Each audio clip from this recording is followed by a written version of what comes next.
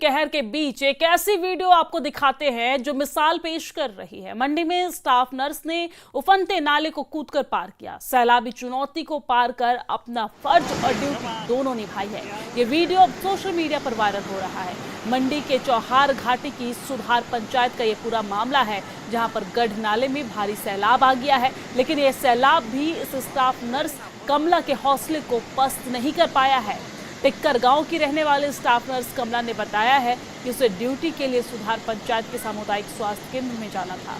भारी बारिश की वजह से फुटब्रिज टूट गया था और रोज रोज ड्यूटी पर जाने के लिए इस चुनौती को पार करना पड़ रहा है। करीब 4 किलोमीटर का रास्ता तय करना पड़ता है। हालांकि स्टाफ नर्स कमला का ये कदम जानलेवा हो सकता था, क्योंकि ऐसी घटना पहले भी सामने आ चुकी है, लेकिन अब कमला के इस अदम्य साहस की हर कोई सराहना कर रहा है।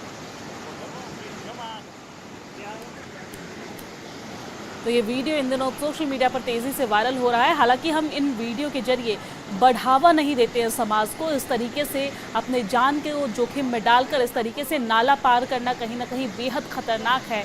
लेकिन ये नर्स है और नर्स स्टाफ है और अपने ड्यूटी पर जाने के लिए इसने ये जान को जोखिम में डाला है।